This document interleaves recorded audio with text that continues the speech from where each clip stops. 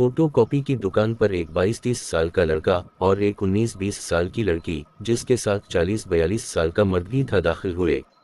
वो सब बहुत जल्दी में थे और मैट्रिक सर्टिफिकेट की फोटोकॉपी करवाना चाहते थे। लड़की परेशान और उदास लग रही थी। दुकान के मालिक, जो तकरीबन 45 साल के थे, इन्होंने पूछा, कितनी कापियां करनी हैं और किस लिए?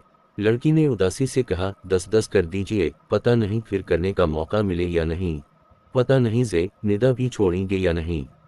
साथ आए शख्स ने उसे तसल्ली दी, अरे तुम लोग फिक्र ना करो, मैं हूं ना, तुम्हारे साथ कुछ नहीं होगा।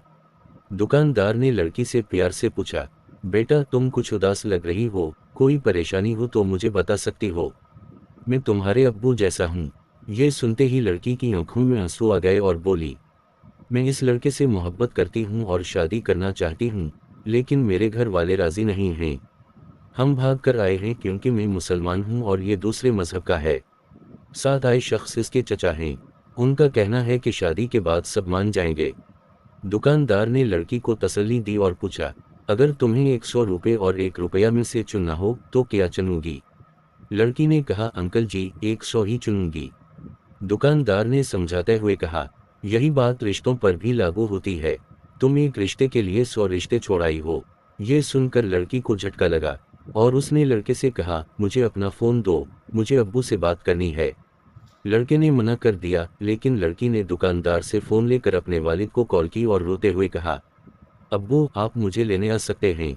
दुकानदार ने वालिद से बात करके इन्हें दुकान का पता दे दिया और कहा, बेटी महफूज है। जैसे ही इन दो मर्दों ने ये सुना, वो भागने लगे।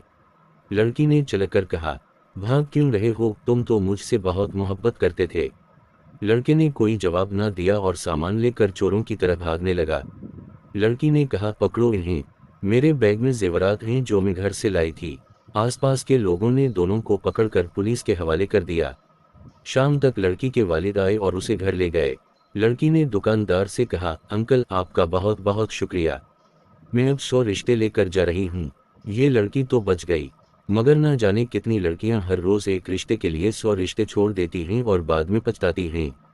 अंडरस्कोर सोचिए, आपका एक शेयर कितनी बेटियों की जिंदगी बचा सकता है। अंडरस्कोर।